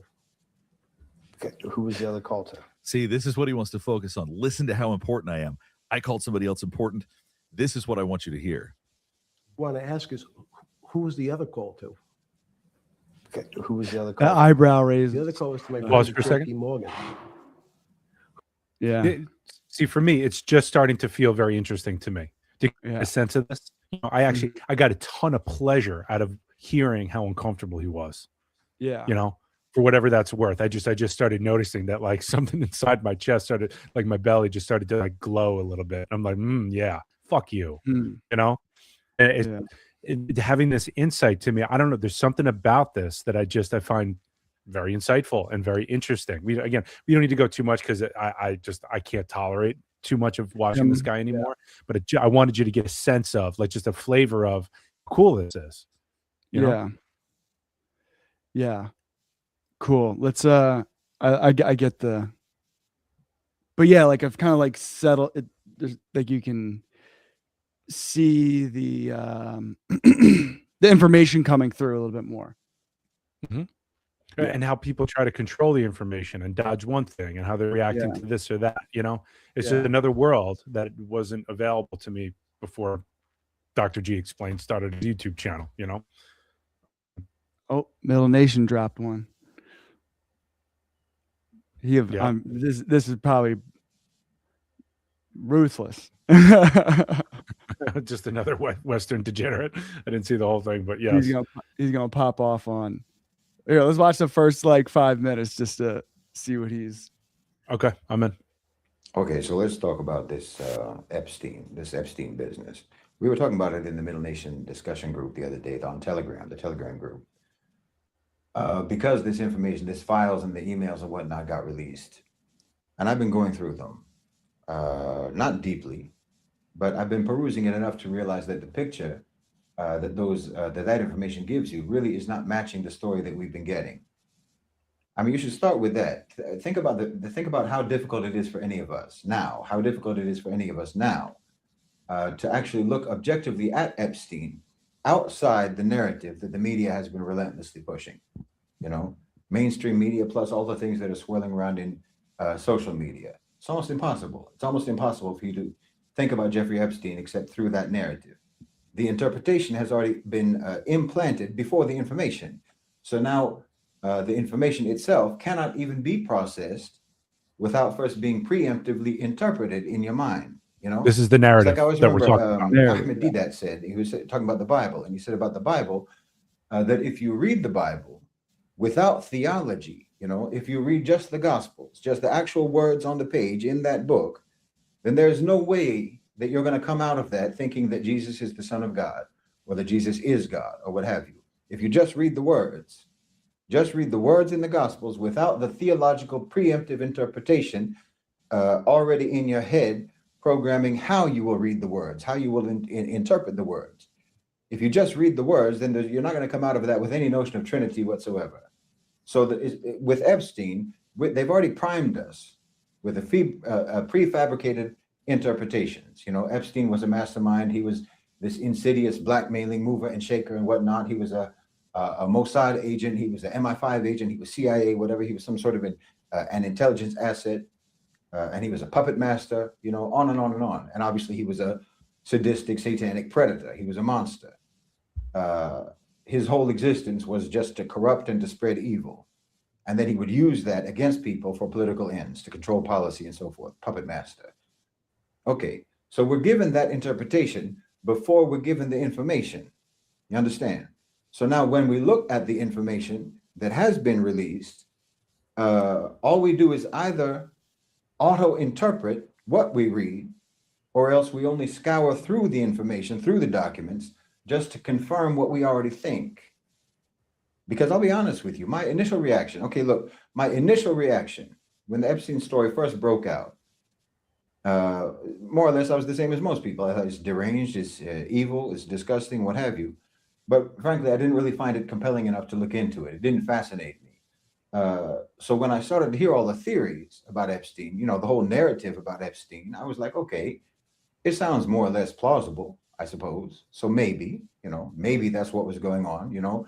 Maybe he was trying to get compromising material about rich and powerful people and so forth to use it against them. Maybe he was a Mossad plant. He was an asset. He was a spy, what have you, because he was plugged in at multiple levels across the society, in academia and finance, politics, tech, science, policy, and so on. So, okay, he looks like someone, right, who was some sort of a central node in an influence network, someone who had great access and reach and so on. And then, with all the compromising material that he was gathering, okay, sure. Okay, so from that, he gains a position as a puppet master, extortion, what have you. That's the narrative. And I didn't really find it interesting enough, to be honest with you, to delve into it at the time, because it was almost completely hearsay anyway. It was mostly speculation. These were allegations and whatnot. Since no actual information had really been released. So I figured, okay, yes, that it seems plausible on the face of it. To one degree or another, it's believable. It may be like that. But then you have these drops of information, these files by the DOJ. And before that, before the big disclosures of the documents, before all that, all across social media, there's been like an inundation of very extreme stories, horrific stories that Sasha Riley interviewed and so on. You know, sacrificing babies, cannibalism, ritualistic rapes, and so forth. You know, children, minors, murder, torture, and all of these stories. The narrative really ramped up considerably. It's almost like the Hitlerization of Epstein's identity. You know how Hitler has just become like another name for absolute evil. It's just a synonym. I know for where he's absolute going with evil, this. the most unspeakable. I'm gonna predict where he's going with this. Mhm. He's going with they're creating a narrative to create Epstein as this, and it's kind of like what I was saying with the anti-Semitism part. They're trying to create like he is a unique figure that was like uniquely Yes. evil that made everybody do this in the same way Hitler was this unique figure in Europe that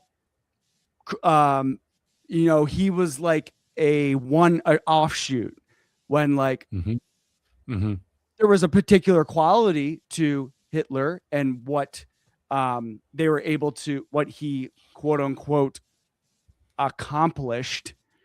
I don't even like saying that word, but you get what I'm saying.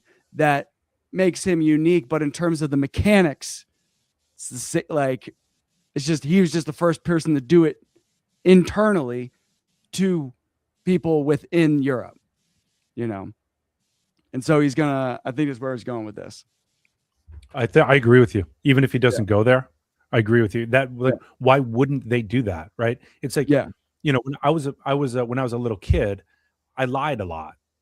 You know, I don't know. You know, I've got my reasons, right? But I lied a lot, and so I remember what it was like to lie and to have to deal with what happened after I lied. And you learn a few things about how to give a little to get a little. Like I'll admit this, but I won't admit that, right? Like you know, oh, they caught me stealing this, but like they don't know about all this other stuff. So if I give them that, I get away with it. I get away. It's actually worth it, you know. And then I used to actually start to plan that as a part of my approach, where I'd be like, I'm going to get caught doing this, and then that I'm going to be safe because I was really doing that, right? And it's like you start to create these layers of obfuscation and diversion. Right. And it starts to, unless somebody is willing to hang in there and go all the way down, you know, this is what I mean. This is what I feel where I go, they're not even, this is the tip of the iceberg, right? They're still, they're, you know, look over there. It's him, you know, he's the Hitler figure. It was all Epstein. You know, we didn't do it. It was the Jews, right? Yeah. It's like, you know, there's still too much obfuscation going on. Because these are good liars who have the capacity to control information enough to keep lying until we'll have it in a guillotine, right? And they'll be like, you know, why are you doing this to me? Yeah. You know, like right until the end. Yeah. Because that's what good liars do. Yeah. That's what it's a limitation that people who don't lie can't even imagine, because it's actually it's like, because I was still a good person while I was doing this. So I was actually torturing myself, but I'd learned to ignore that from a crazy childhood and so on. Right. And when I started to heal, I was like, I don't want to live like this. This is awful. Right. So I just like became good because it just felt good. I didn't want to feel that way anymore. But somebody who doesn't have that, right, they'll take it to the ends of the earth, all the way to the end. All right. Here we go. Villain imaginable, the archetype of the evil dictator. You know, every once in a while, or really pretty routinely, actually, this is done in a lesser sort of ad hoc basis with other people, lesser figures. A lot of people do it with Trump. Before Trump, you know, there was the Weinstein, the archetype of the gross male predator in the professional sphere. And obviously they do it all the time with their official enemies, you know, like with Saddam or with Gaddafi and so forth. They turn them into it's like a brand name of evil. So Epstein became that. The brand name of evil. That's Epstein. He's the devil incarnate. No matter what heinously satanic, perverted, horrific thing you can imagine, Epstein did it. He definitely did it.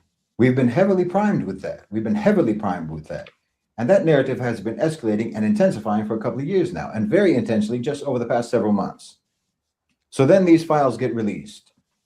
heavily redacted, yes, but it's about 3 million pages or so. And I'm sorry, but going through it, honestly, going through it, and again, not deeply, I admit it, but going through it, I'm just not seeing it. I'm not seeing anything like some huge political mastermind, not at all. He seems to me to be someone who just stayed relatively well informed, relatively well informed about what was being said within policy circles and so forth, probably so he could try and sound smart, seemed like he belonged in those circles. And obviously he was a degenerate. He was a pervert. He was obsessed with sex, which also helped him to belong in those circles because he was just one among an entire class of people, people with money, people with the money and impunity to be as debauched as they wanted to be. So those are the circles he ran in. But I mean, let's be serious. This guy is receiving, aggregated Quora posts on politics, newsletters and blogs and stuff like that, so that he can sound intelligent at dinner parties, most likely. That's how it looks to me. I mean, look, there are actual insiders. There are real insiders, movers and shakers behind the scenes.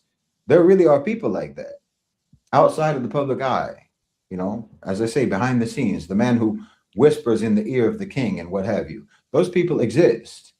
They definitely exist. And believe me, they're not getting Google News alerts in their inbox to know what's happening and to sound informed. They know what's happening because they're making things happen. They're the ones who are making things happen. No, what I'm seeing from the files that have been released and from the emails, I'm seeing a guy who desperately wanted to be an insider, wanted to be perceived as an insider. He definitely wanted to be thought of as some sort of a big mind. He was able to successfully connect himself to a few other grifters in those circles, within academia, within policy circles, business, and so on. And there's a lot of grifters there. I'm seeing someone who greatly exaggerated his own reach and his own connected status. He would talk about people as if he knew them, name dropping and so forth. And he would fake being an intellectual by just parroting things that he read. Sure, he had some connections, no doubt. He was rich. How is he not going to have connections? That gives you access. But that goes for anyone with that kind of money. He doesn't have special access or special connections that I can see. And again, his connections seem to be, again, from the emails, from the files, it seems to all be sort of or limited within a certain click. And as for any questions about how he got his money, I mean, fraud and faking are just as easily plausible as him being bankrolled by an intelligence agency or anything like that. Most of these people are frauds. Don't you know that? Don't you know that? That's how most of them get rich. This is not unusual. Elon Musk is a con man, for example.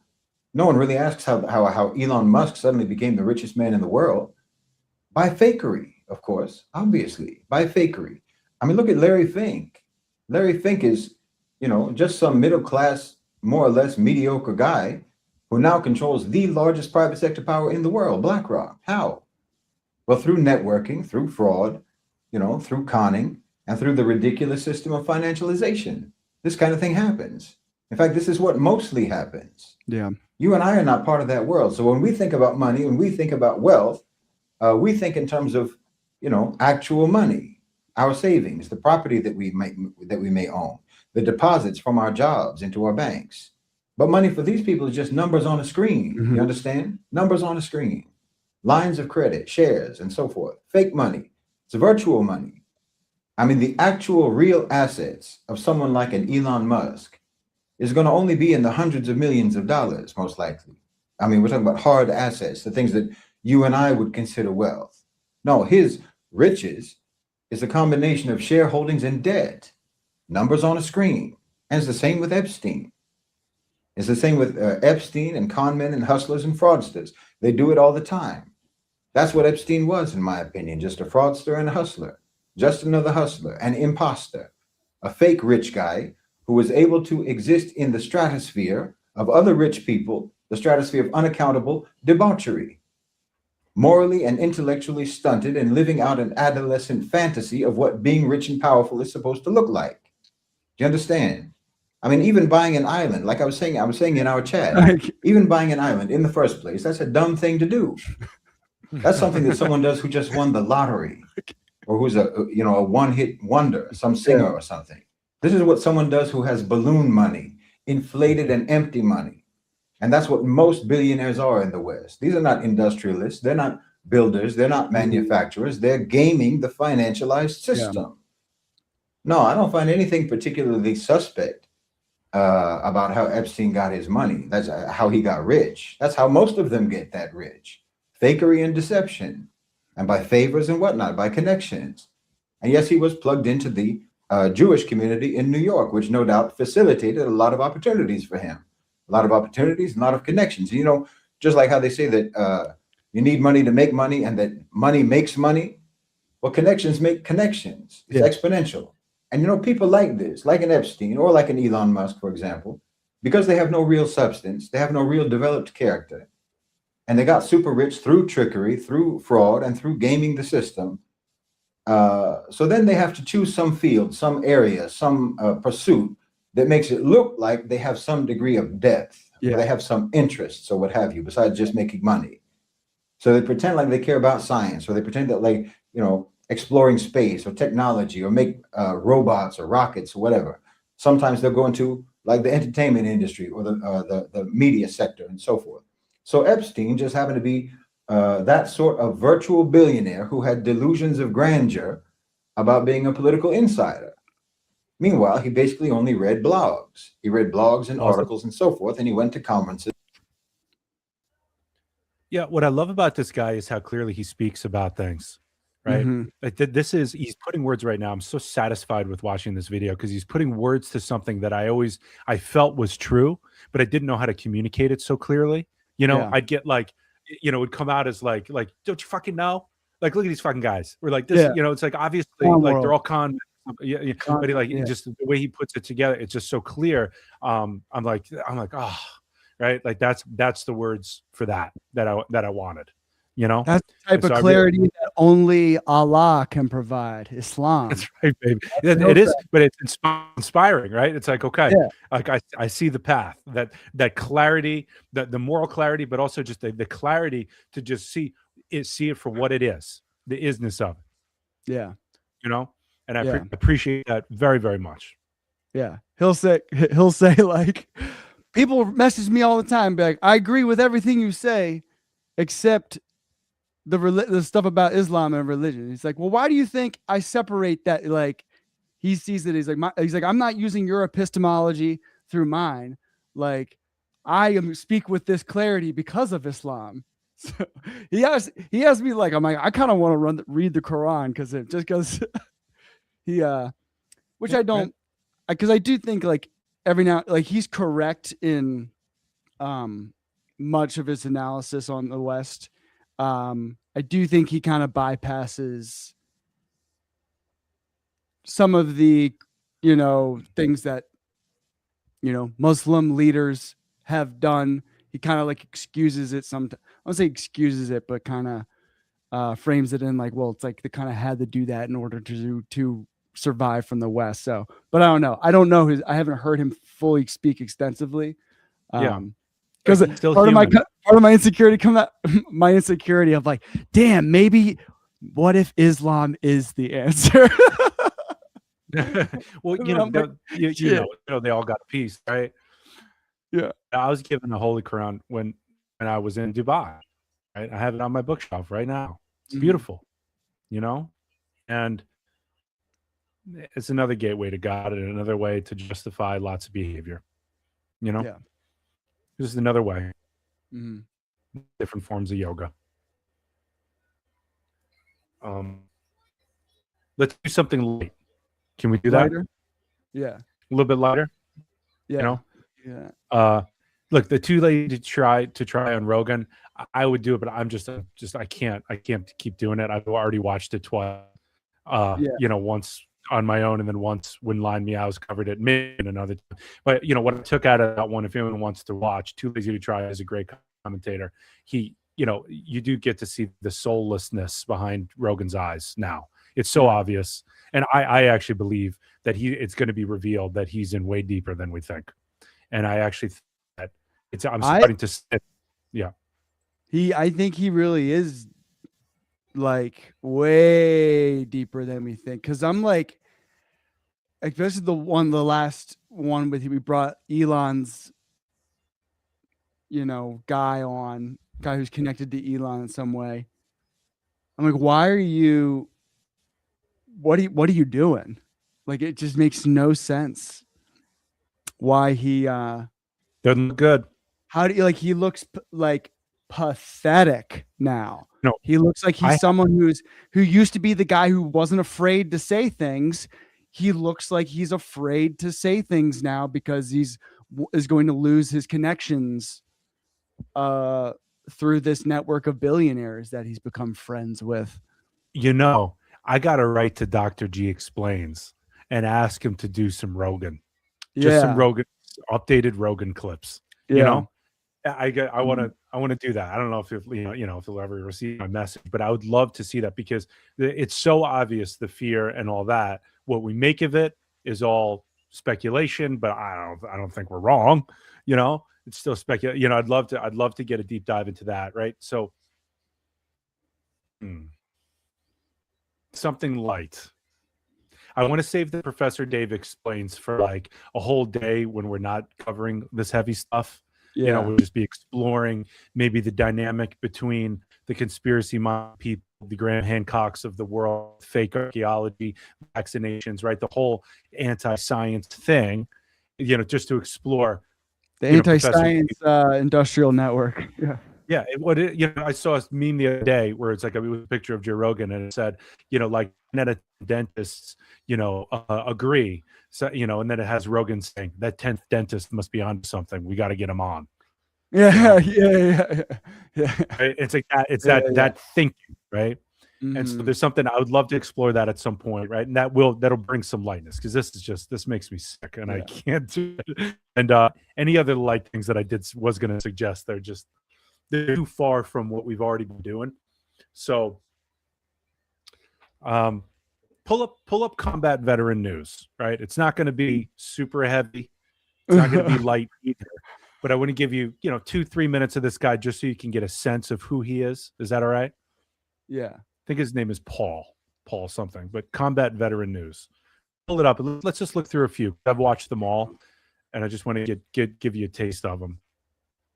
You know, he's more, as an investigator for the government. He used to be an investigator for the government, so he knows how all this works. He knows the shenanigans that go down and knows how they're supposed to work. So he's, I want to check out what's going on with the Tulsi Gabbard situation. I haven't heard about that. I fell asleep to this last night. All right, I didn't. So I was half asleep listening to it. I was planning to watch it again. So check this out. Recently, I got dinner with a. So he cracks me up because like prior to these intros, he used to always like what he does is like when he's explaining something, he always uses some other example or metaphor with like his daughter or his family or something. You know, and it's always like we all have this friend who acts like this, but it's really scary when it's your government. You know, yeah. And so like it's an engagement tactic. It's an engagement tactic. Pull people right. in. And like he knows why he's doing it. It's just like you'll see this guy's very real. I like he's become one of my number one guys to just get geopolitical information and know what's supposed to be going on and is not, kind of things. So anyway, check it out. Let's see if it's good.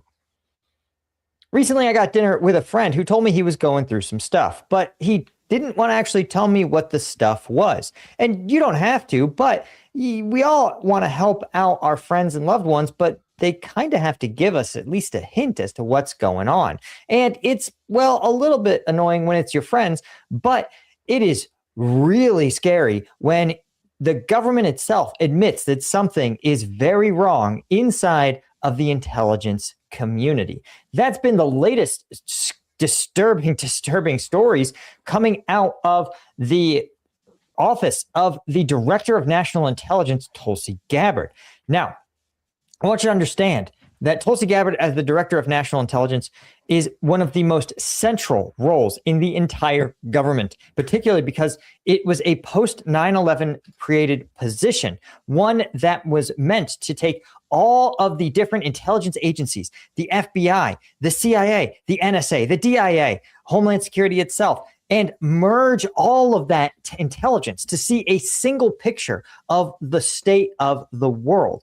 But even more than that, she has influence directly over the president, because if there's one thing you understand, it's that if you have the ability to control the information a person receives and you understand their values and priorities, you can essentially manipulate them entirely, right? if Trump, for example, is someone who says, hey, I value the Western Hemisphere is America's backyard, and that's what we deserve. Well, if you give him only information about Russian threats in the South and Central America, well, then you're going to spur him to action against Russia. Whereas if you don't report those threats and focus more on threats from China or even from threats from NATO allies, you're going to lead the president in that direction. That is what makes these kinds of staff positions so crucial. And Tulsi Gabbard is sitting in one that has access to the full scope of all of our nation's intelligence apparatus. And so it's troubling that initially the Wall Street Journal reported that a whistleblower came forward with highly classified whistleblower reports about Tulsi Gabbard. And officials familiar with the matter told the outlet that there has been an ongoing wrangling behind the scenes over the complaint, which Gabbard herself had stonewalled. One official said disclosing the document filed last May could cause, quote, grave damage to national security. Yikes. When approached for comment by Newsweek, the DNI's press secretary pointed to an earlier post on X that said there was no wrongdoing by DNI Gabbard, a fact that the Wall Street Journal buried 13 paragraphs down. She continued, even the Biden-era intelligence community inspector general came to this conclusion, determining that the whistleblower's allegations against DNI Gabbard do not appear credible. Well, then in that case, why not share it with Congress? By definition, if it's highly classified, well, Congress can't use it against you. They don't have the authority to declassify classified information. And whistleblower.aid.org chief legal counsel Andrew P. Bakaj said, quote, after 8 months of taking illegal actions to protect herself, the time has come for Tulsi Gabbard to comply with the law and fully release the disclosure to Congress.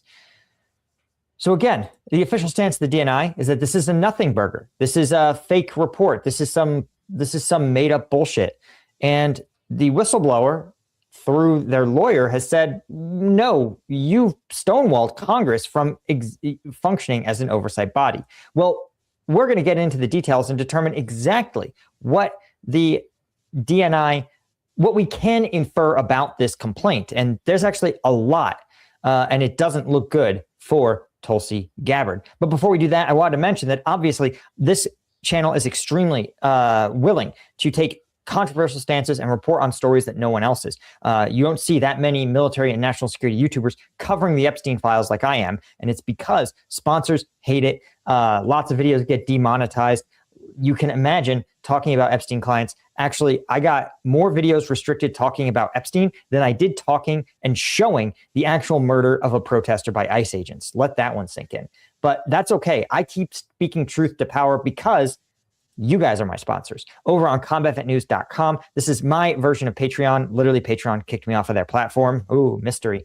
But you can go over to Combat Vet News, become a member. We'll get you a login. We self-host it. You get a Q&A every week for Lieutenant and Colonel tier. You get uncensored combat video reactions. You get a huge archive of videos going back to the start of the Ukraine conflict, and you get you get special privileges in chat during live streams. You can become a member at combatvetnews.com. That's what I prefer because nobody takes any fees.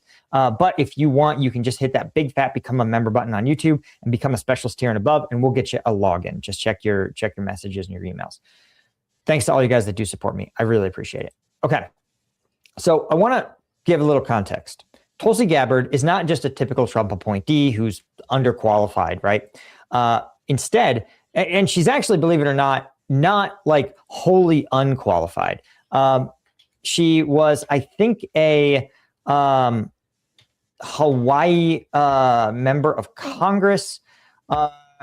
Just a note, Tulsi Gabbard's like whole backstory is pretty insane. As someone who kind of got duped by her because I didn't look into her whenever she was like originally out like supporting Bernie Sanders in the 2020 primary.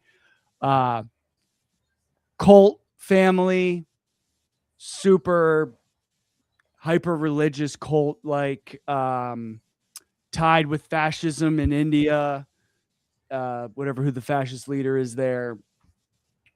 She's like of course she became who she was if you looked at her background. Okay. Here we go. Yeah, she is the current director of national intelligence, but she was also a member of the Hawaii House of Representatives, member of the Honolulu City Council. Actually, was vice chair of the DNC before Debbie Wasserman Schultz. Jesus Christ, these guys just can't get a real person here. Member of the U.S. House of Representatives from Hawaii's 2nd District, and finally DNI, famously. But it also was a Hawaii Army National Guard officer deploying to Iraq with a medical unit. And what I want to point out, though, is that she developed a really hard pivot sometime in the late 2010s, early 2000s, where she began to parrot a lot of pro-Russian talking points. Here's a good summary from Gemini. One, she has basically repeated the Kremlin's talking points about the Ukraine war, which have obviously been shown to be false. For example, she echoed the Kremlin's claim that the war was a function of NATO provocation. She argued in 2020 that the invasion could have been avoided if the US and NATO had simply acknowledged Russia's, quote, legitimate security concerns, which, by the way, guys, that bizarre phrasing, which would never appear in native English, is also phrasing that has appeared in most English language Russian sources. It's been repeated by Lavrov, the Russian foreign minister. So understand that literally she is not just repeating Russian ideas, but literally repeating exact words and phrases that originate with Russia. Legitimate security concerns, very weird. Which is also worth noting is that the legitimate security concern is that Russia believes it has a right to regional domination over its countries near its borders, which is just simply not true. The point of a border is that is where your authority as a country stops. She also repeated the completely, absolutely fake biolabs conspiracy. In 2022, she released a video actually expressing what she called concern over, quote, U.S.-funded biolabs in Ukraine.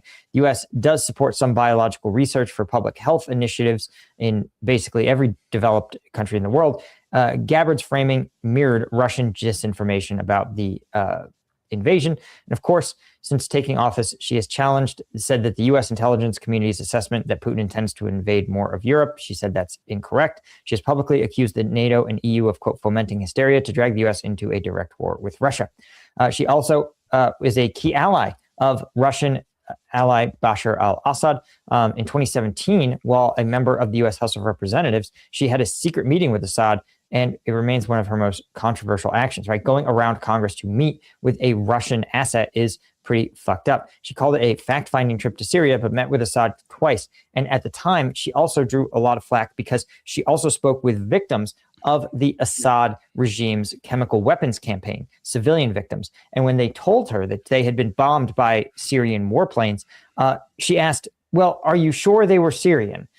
Now, this is ridiculous because at the time, Assad was only fighting against a ragtag group of militias. None of them had aircraft. In fact, before the Russian intervention on Assad's side, actually, no one in this conflict has fielded aircraft except for Bashar al-Assad and his Russian allies. So she's simply trying to introduce skepticism into this, even in the face of like totally obvious facts. Again, the idea that ISIS would have an air force and that it would secretly drop chemical weapons is fucking stupid. Is so stupid.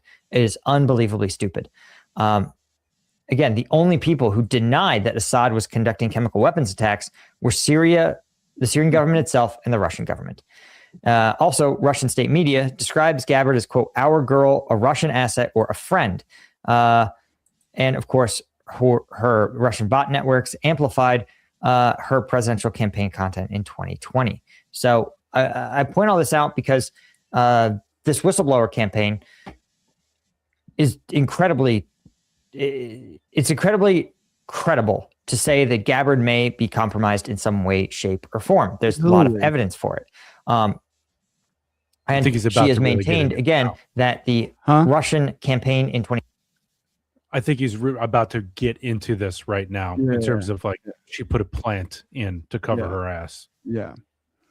2016 was actually directed at she exclaimed, sowing discord broadly in the United States, which there is some evidence that that was true. But she says that they didn't intervene directly in favor of Donald Trump, but it absolutely did. And both of the, like, it's one of those things that's like a distinction without a difference is the reality. Gabbard wants you to be like, no. They just supported extremist candidates everywhere.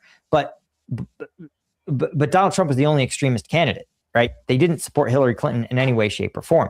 In fact, they only supported anti-Clinton parties. People either so far left they thought she was horrible, or people on the right that also thought she was horrible. So, like, an intelligence community watchdog has, in fact, as of yesterday, handed over the classified whistleblower complaint. This is after months of delay around the classification. The idea that Congress can't receive classified information is, of course, patently absurd, because who do you think funds classified programs? Congress. So Congress cannot write checks to fund things they cannot perform oversight of. So this is just made up bullshit.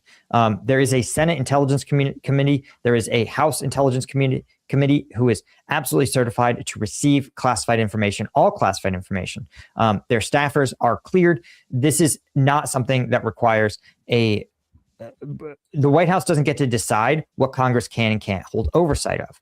And a real Congress, a Congress with a spine, would say, listen, you either disclose these whistleblower complaints to us or enjoy losing funding. And they don't have to, they could defund, of course, programs to say, listen, we don't have oversight over this, so we can't fund it. Or they could also do even more petty shit, like say, well, until you disclose this, your Secret Service protective detail is suddenly going to have 85% of its budget cut. They could say things like, hey, you are not going to be able to take Marine One anywhere. We are by line saying there is no fuel budget for the Air Force One. They can do all kinds of petty shit. They're Congress to extract concessions from the White House. The fact they haven't is a sign that actually Congress is unbelievably weak and full of cowards, or in the case of Tulsi Gabbard, Congress is full of literal Russian assets, allegedly. Now, again, I'm going to use the word Russian asset to describe Tulsi Gabbard. I am not, to be clear, so I don't get sued, because the government's been doing that lately. I'm not alleging that she is a literal employee of the Russian government, just that her stances are indistinguishable from those of the Russian government. That is what I mean by an asset. Yeah. I think that's where a lot of people get hung up on in terms of language, of describing, like saying Jeffrey Epstein was a asset to Israel or an asset to the United States, the CIA, right? It doesn't, people think it as he worked directly for them, right? Or they're like, they created them in a lab and sent them out, right? To be an asset, you don't necessarily have to be on the same team even. It's just there's a intersecting interest point where it's like, oh, okay, at this point we can use what you're doing in a way that is an asset to us and what we're trying to do. Yeah, it's what you're talking about before with it. So sorry, it's what you're talking about before with Israel, the Middle East, how these create each other. It's like they may not want the other person to get wiped, the other, whatever, to be wiped out, because that allows us to gain more control. Yes. Right? So absolutely. Yeah. Mm-hmm. Right. So her public statements align almost perfectly with Russian public statements. Therefore, I assess her to be an asset. And interestingly enough, the Inspector General for the intelligence community, Christopher Fox, said he received final approval January 30th from Gabbard to share the material with a tight circle of lawmakers. Right there should be that's what's called a clue. Okay.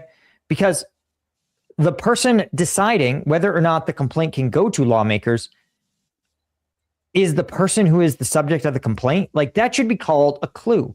And in government, what generally is supposed to happen is that if you're the subject of a complaint, you actually recuse yourself. So and I worked in an inspector general's office for 8 years, actually in one of the IC communities, the Home Department of Homeland Security. And I want to point out that if you file a whistleblower complaint against the head of an agency, One, the head of the agency should recuse themselves of decisions about that complaint. They should say, listen, I can't. So my number two is going to address these. They're going to be the ones to make these key decisions about the complaint, whether it's credible, whether its progress should happen. And oftentimes, if you can't do that, which really you should, again, this is wrong on so many levels. I can't even begin to start. Right. One, the complaint was, quote, administratively closed by the Intelligence Community Inspector General in June 2025. It says under prior leadership, no further investigative steps were taken. A fax Fox said undercut notions the matter was of urgent concern. The similar matter, he said, came before me today. I would likely determine that the allegations do not meet the statutory definition of urgent concern. Fox hand-carried the classified complaint to Congress Monday evening. Several members of staff in the Gang of Eight, a small group of congressional leaders who oversee the intelligence community, reviewed the complaint on a read and return basis, i.e. no copies and notes could be made. They also received copies from former acting Intelligence Community Inspector General Tamara Johnson's original and supplemental determination memos. Right? Now, the whistleblower complaint alleged that the classified report was deliberately limited in distribution for political reasons, and that an intelligence agency's legal office failed to refer a potential crime to the Justice Department. Yikes. Now, this handover comes one day. Now, here's the reason we should be. If you want to keep listening, it's great. I feel like this is enough for me to just be like, oh, yeah. Like I walk away from this feeling like our government is filled with Russian assets. Like they're not in service of the country. So again, going into the Russian asset thing, like this all plays into, and I kind of learned this perspective from Middle Nation, Shadid King Bolson, of like, this is the controlled demolition of the post-World War II world order of the West, of Europe and the United States, NATO. This is the controlled demolition. So it's not like in the sense of, oh, she literally works for Russia. It's these interest aligns where this new faction of the United States vision, which is a transitioning from a global unipower to a regional power, aligns with helping Russia, because like we're trying to get out of NATO. We're trying to get out of these deals because we only want to deal with this hemisphere, and leaving Russia to do what they want, because the oligarchical class likes the situation that Russia is in because it's so corrupt and you can just do whatever you want. And there's no governmental blockages to just do exactly what you want at all times. Like this is what they want, that for the United States. So one of the other things that has come up, I agree with you. And one of the other things that's come up is like, when you think of the thought process of, call them the elites or whatever this class is, right? They don't have any love of country, right? They have a totally different consciousness. It's an entire thing going on. And and that's what we're seeing. Yeah. That play out. So anything else you want to chat about? Good pause soon. No, it seemed good. Good stuff. Yeah. Let's do some fun stuff next time. If you're open to it. Down to do heavy too, but I'd love to have some fun and explore things that are just as life enhancing and important to talk about and explore rather than let's do a good portion of it around like things that actually generate hope. Not like in a delusional sense, but in terms of like, creating that consciousness and seeing how like a wider lens of other things are possible. Yes. I also wanted to, so Peter Joseph, the guy I showed you before, he just recently released his, what he called his white papers for his the Integral Project, where he actually, after spending a decade of describing the problem, he's now offering a solution. Great. I'd love to explore some of that. Yeah, let's focus on some solutions. That would be Cool. cool. Yeah. All right, bro. All right. Sounds Anything good. you want to promote? What I got coming up? I don't really have anything coming up, but if you want to do a healing, want to do therapy or anything with me, hit me up at zwcampo@gmail.com. Okay. Head on over to the thirdthingnetwork.com. That's yeah. where all my Mark- stuff is: workshops, classes, sign up for the 4-year program, all the stuff around that. You can healings. Got class on Like good stuff. Sunday. That's right. Got a workshop this Sunday if you're looking right, and it's a February. Was it February 8th? No, it's gonna be February 8th from 1 to Super 3 Bowl optional Sunday. extra hours. That's right. A couple hours before the game, we could talk about syntax and metaphor for healing, which is just a really cool way to explore the work that we talk about and how consciousness creates and informs us about our reality, right? Give you some insight. If you're conspiracy minded, it'll give you a lot of insight into what's going on. If you're not conspiracy minded, you'll get the healing that we all are after. So it's a really fun class. And I've taught this before. It's a great one. So we're doing it again. And there's going to be a part 2, part 3, or so on. We're doing this part 1 again, just to gather more people to roll out the rest of them. So we're excited about this. I'm coaching with a guy named Henrik Nordmark, who's also a head teacher at the school. So it's good stuff, and it's not heavy stuff. It's fun. Mhm. Exploring reality and a privileged position to be able to talk about reality on that level. So Yeah. it's cool. So hope you come. If is there an issue, just reach out through the website or otherwise email me, the thirdthingnetwork@gmail.com, and we'll figure it out. We'll get you in there. Thanks for listening. Yeah. See you next week. See you, everybody. See ya.